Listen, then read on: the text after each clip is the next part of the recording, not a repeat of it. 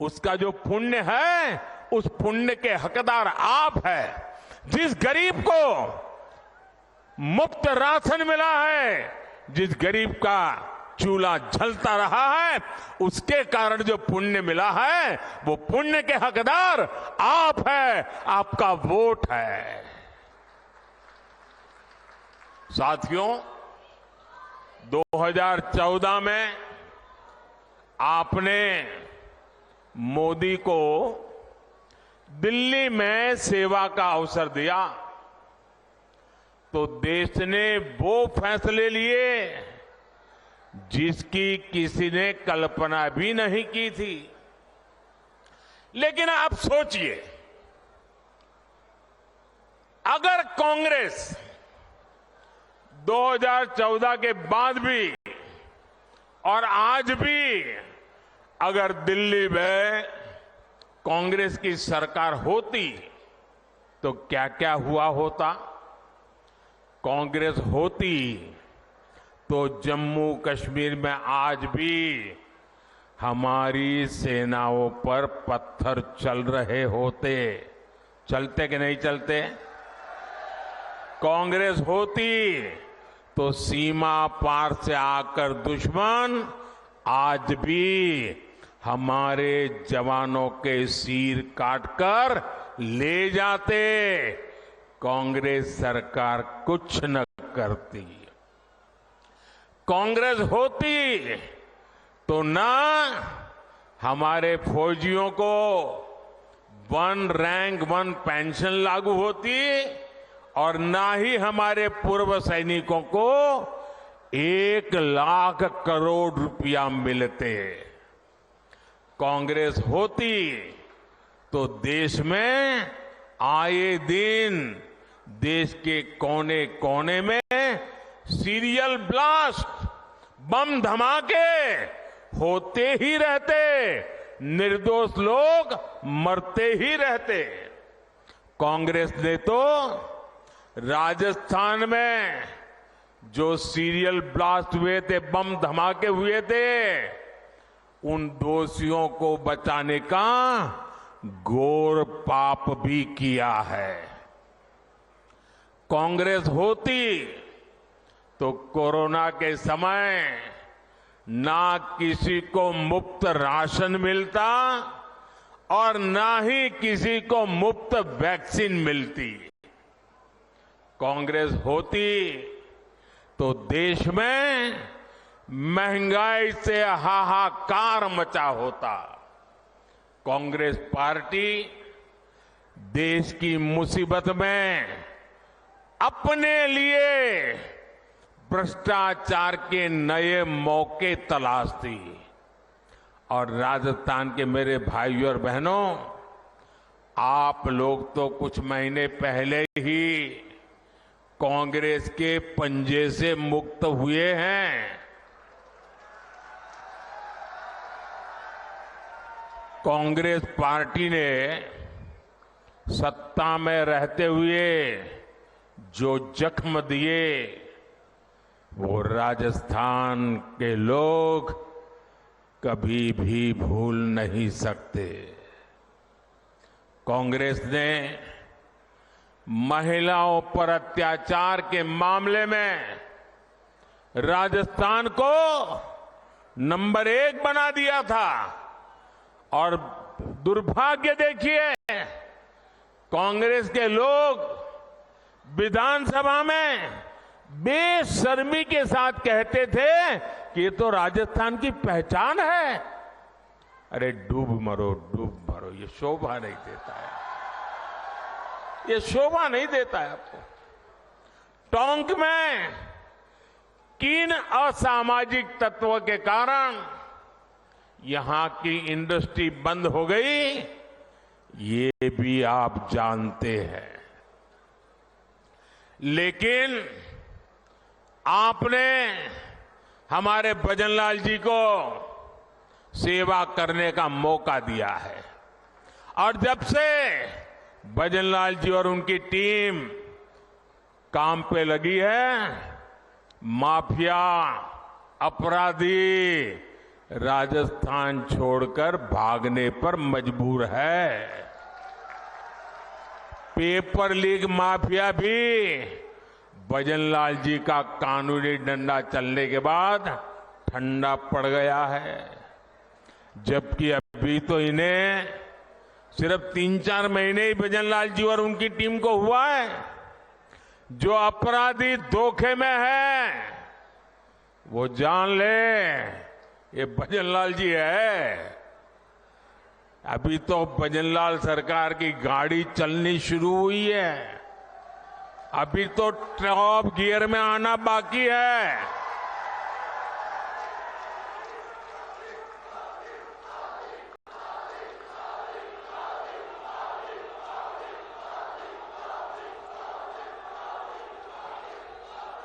साथियों,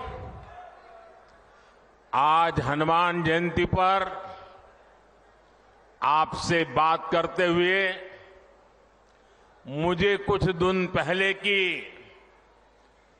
एक तस्वीर भी याद आ रही है। हो सकता है आप में से बहुतों तक ये खबर नहीं पहुंची होगी, मीडिया का काम था ये बात पहुंचाए, लेकिन नहीं पहुंचाई होगी। वो तस्वीर है कांग्रेस के शासन वाले कर्नाटका की। कुछ दिन पहले वहां एक छोटा दुकानदार, उसको सिर्फ इसलिए बुरी तरह से पीटा गया, लहूलुहान कर दिया गया, क्योंकि वो अपनी दुकान में बैठे बैठे हनुमान चालीसा सुन रहा था। ये कांग्रेस की कर्नाटका की सरकार का काम देखिए। अपनी छोटी सी दुकान में एक गरीब आदमी भक्ति भाव से प्रभु हनुमान जी का स्मरण करते हुए हनुमान चालीसा सुन रहा था, उसको लहूलुहान कर दिया गया। आप कल्पना कर सकते हैं, कांग्रेस के राज में हनुमान चालीसा सुनना भी गुनाह हो जाता है। कांग्रेस के राज में अपनी आस्था का पालन करना भी मुश्किल हो जाता है, और राजस्थान तो खुद इसका भुगतान रहा है। अब सीधी सीधी बात है, जब उनके पार्टी, उनके सारे नेता प्रभु राम का मंदिर बने, प्रभु राम का प्राण प्रतिष्ठा का अवसर हो, मंदिर के लोग जाके रूबरू में आने के लिए निमंत्रण दे, सम्मानपूर्वक निमंत्रण दे, और पब्लिकली उस निमंत्रण को ठुकरा दिया जाए, तो उनके चेले चपाटे भी हनुमान चालीसा करने वालों को पीटेंगे कि नहीं पीटेंगे भाइयों?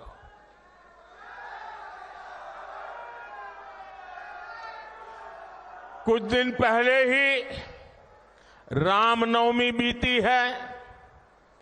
कांग्रेस के जाने के बाद पहली बार शांति से शोभा यात्रा निकली है पूरे राजस्थान में, वरना पहले और चुनाव की आपाधापी गर्मी होने के बावजूद भी कांग्रेस ने तो, और हमारे यहां तो सूरज की पहली किरण का स्वागत भी राम राम सा से होता है। राम राम सा, कोई किसी को मिले तो पहले मुंह से निकलता है राम राम सा। कांग्रेस ने तो राम राम सा कहने वाले राजस्थान में राम नवमी पर प्रतिबंध लगा दिया था।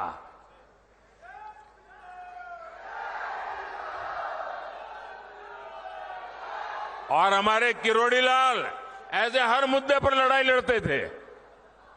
कांग्रेस ने शोभा यात्रा पर पत्थरबाजी करने वालों को सरकारी संरक्षण दिया था। इसी कांग्रेस पार्टी ने तुष्टीकरण के लिए मालपुरा, करौली, छबड़ा, टोंक, जोधपुर को दंगों की आग में झोंक दिया था। झोंक दिया था कि नहीं झोंक दिया था? झोंक दिया था कि नहीं झोंक दिया था? क्या ऐसे लोगों को माफ करोगे? अब भाजपा सरकार आने के बाद किसी की हिम्मत नहीं है कि आपकी आस्था पर सवाल उठा दे। अब आप चैन से हनुमान चालीसा भी गाएंगे और राम नवमी भी मनाएंगे, ये भाजपा की गारंटी है।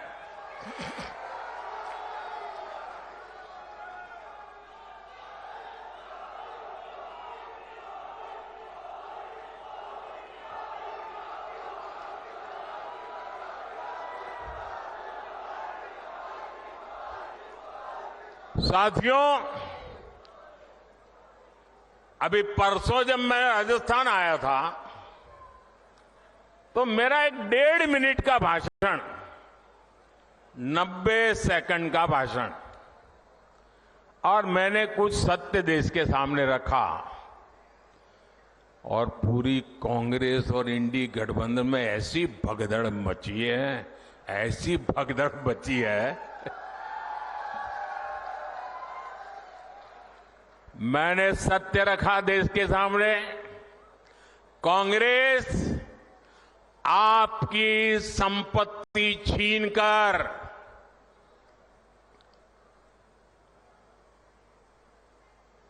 उनके खास लोगों को बांटने की गहरी साजिश रचकर बैठी है। 2-3 दिन पहले मैंने कांग्रेस की इस वोट बैंक की राजनीति, तुष्टीकरण की राजनीति का पर्दाफाश किया था। इससे कांग्रेस और उसको सिस्टम में उनको इतनी मिर्ची लगी है, इतनी मिर्ची लगी है कि वो हर तरफ गालियां देने में टूट पड़े। जो आए वो मोदी को गाली दे रहा है। मैं कांग्रेस से जानना चाहता हूं, आखिर कांग्रेस सच्चाई से इतना डरती क्यों है? कांग्रेस क्यों अपने नीतियों को ऐसे छिपाने में लगी है?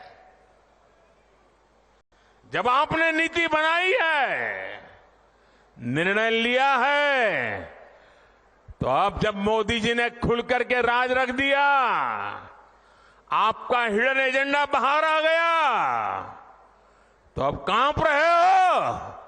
अरे हिम्मत है तो स्वीकार करो, हम आपसे मुकाबला करने के लिए तैयार हैं।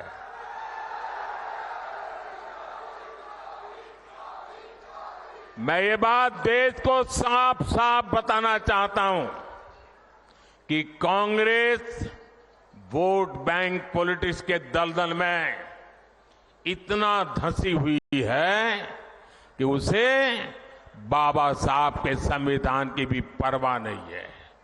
और आपको पता होगा, उन्होंने मैनिफेस्टो में तो लिखा है कि आपकी संपत्ति का सर्वे करेंगे। हमारी माताओं बहनों के पास जो स्त्री धन होता है, जो मंगलसूत्र होता है, उसका सर्वे करेंगे। और फिर उनके एक नेता ने तो भाषण में कहा, एक्सरे किया जाएगा, एक्सरे किया जाएगा। मतलब आपके घर में अगर बाजरे के अंदर डिब्बे में भी कुछ रखा है तो वो भी एक्सरे करके खोजा जाएगा। दीवार में कहीं रखा है तो उसको भी एक्सरे करके खोजा जाएगा। पूरा एक्सरे करने वाले की घोषणा की है और उनके नेता ने पब्लिकली कहा है। और फिर आपकी सारी संपत्ति, जरूरत से ज्यादा जो भी होगा वो उनका कब्जा करेगी उनकी सरकार, कहते हैं, और फिर लोगों को बांट देंगे। अगर आपके पास 2 घर है, यहां गांव में घर है और बच्चों के लिए आपने जयपुर जोधपुर में अगर एक छोटा फ्लैट ले लिया है, तो एक्सरे करेंगे कि भाई 2 घर है, एक वापस दो, सरकार को दे दो। बताइए आपको मंजूर है क्या? ये मंजूर है क्या? क्या स्त्री धन पर हाथ लगा सकते हैं क्या? क्या मंगलसूत्र पर हाथ लगा सकते हैं क्या?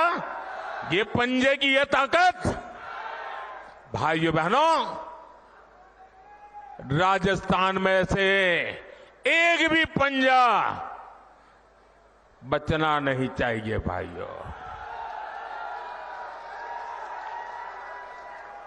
अब देखिए, कांग्रेस पार्टी ने संविधान के साथ, बाबा साहब आंबेडकर के दिए हुए संविधान के साथ किस प्रकार से खिलवाड़ करने की कोशिश की।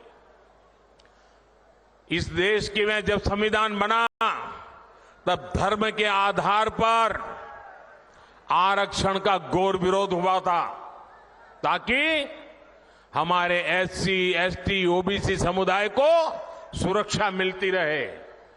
लेकिन उन्होंने, मनमोहन सिंह जी ने भाषण किया था और उस सभा में मैं मौजूद था मुख्यमंत्री के नाते, मुस्लिमों का देश के संसाधनों पर पहला हक है, ये मनमोहन जी का बयान है। और ये संयोग नहीं था और ये अकेला बयान नहीं था। कांग्रेस पार्टी की सोच हमेशा से तुष्टीकरण की रही है, वोट बैंक की राजनीति की रही है।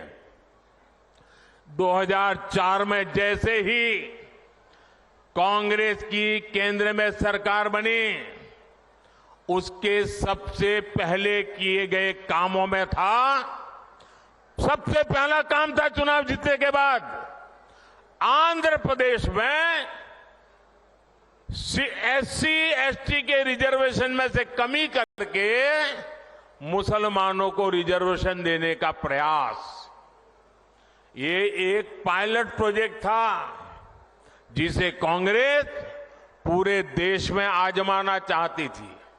2004 से 2010 के बीच कांग्रेस ने 4 बार आंध्र प्रदेश में मुस्लिम रिजर्वेशन लागू करने की कोशिश की, लेकिन कानूनी अड़चनों की वजह से, सुप्रीम कोर्ट की जागरूकता के कारण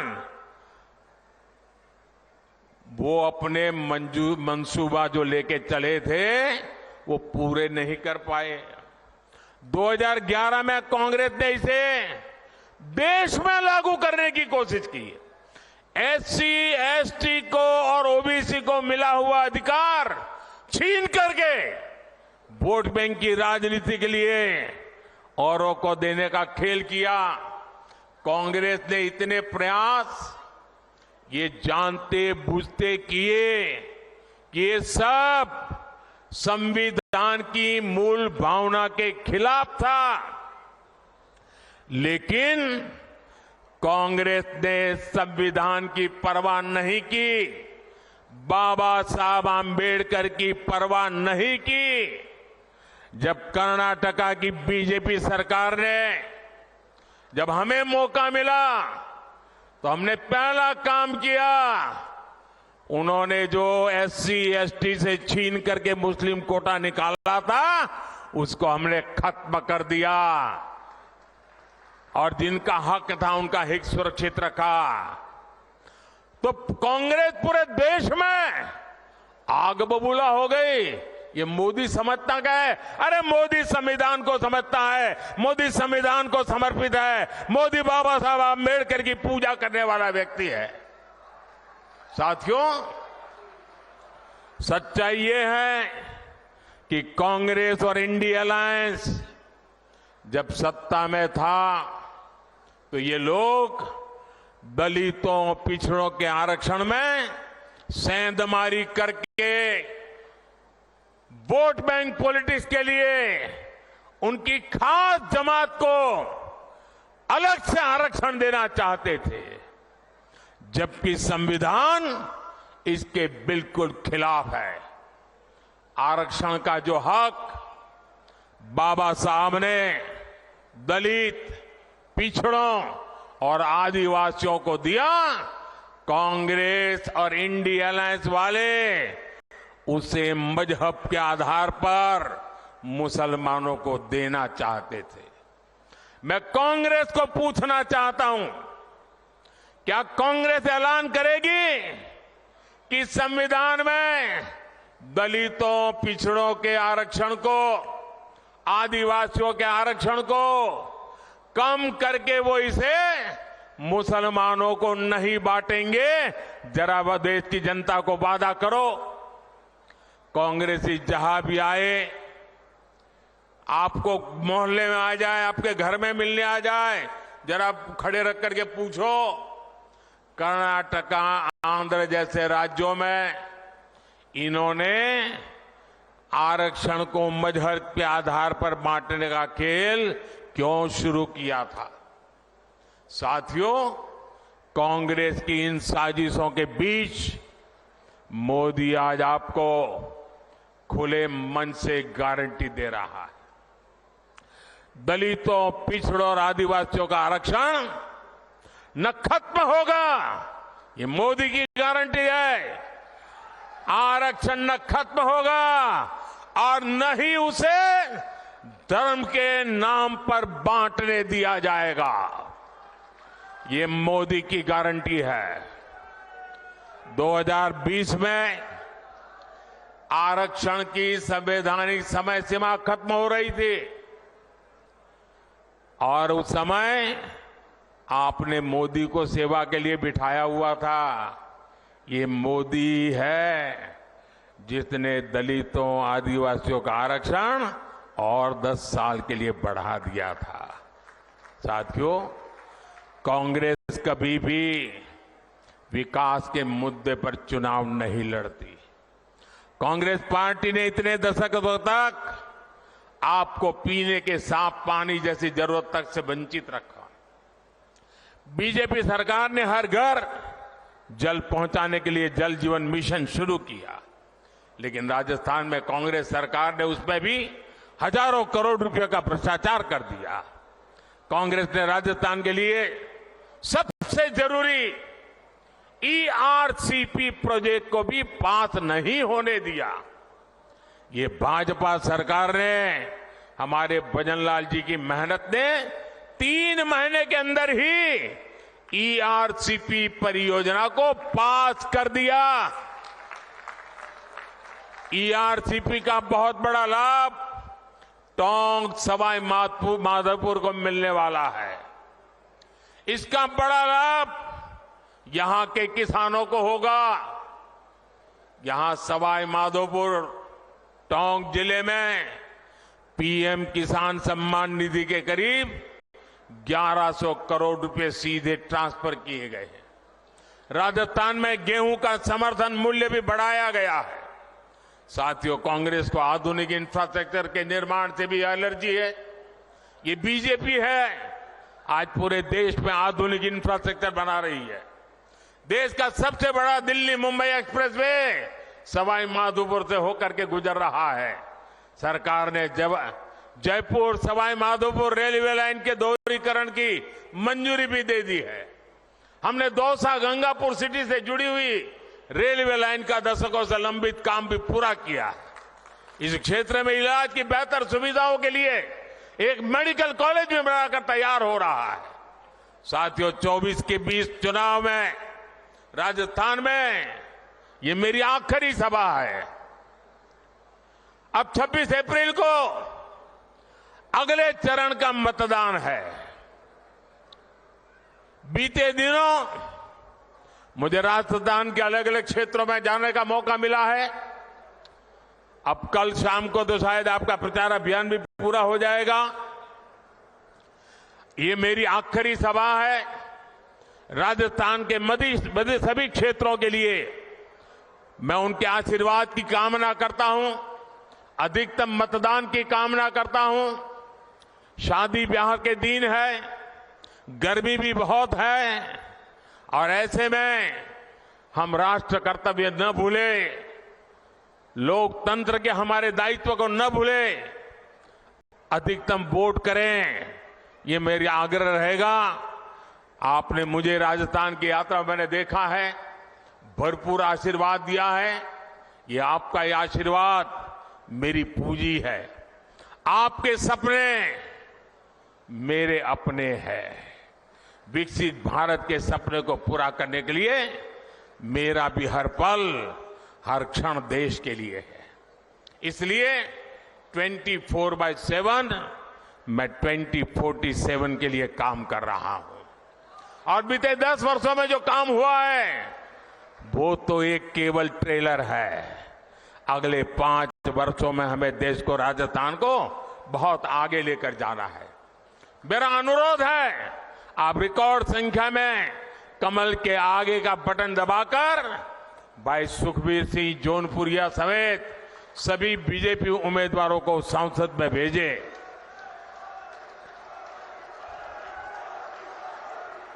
और ये हमारे जौनपुरिया जी सामान्य इंसान नहीं है। मैं पार्लियामेंट में उनको कहता रहता था कि ये जौनपुरिया नहीं, ये तो जानपुरिया है। ये जान भर देते हैं, जहां भी पहुंचते हैं जान भर देते हैं।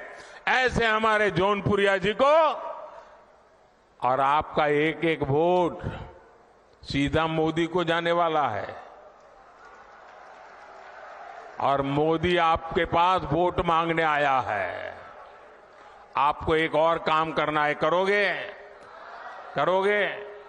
घर घर जाकर कहना, मोदी जी आए थे, हर परिवार के लोगों को मोदी जी ने प्रणाम भेजा है, मेरा प्रणाम पहुंचा दोगे? मेरे साथ बोलिए, भारत माता की, भारत माता की। जो लोग अभी भी आ रहे हैं, मैं पहले से उनकी क्षमा मांगता हूं। मुझे जल्दी जाना पड़ रहा है, इसलिए मैं उनका इंतजार कर रहा हूं। ऐसा संभव नहीं था। फिर भी ये प्यार कम नहीं है जी। इतना बड़ा मैं लगातार देख रहा हूं, जुलूस आता ही चला जा रहा है। मैं फिर से उनका क्षमा मांगता हूं भैया। वो इतनी मेहनत करके इतनी धूप में आए हैं, लेकिन पहुंच नहीं पाए। मैं सर झुका करके उनको प्रणाम करता हूं, क्षमा मांगता हूं। बोलिए भारत माता की, भारत माता की। बहुत बहुत धन्यवाद।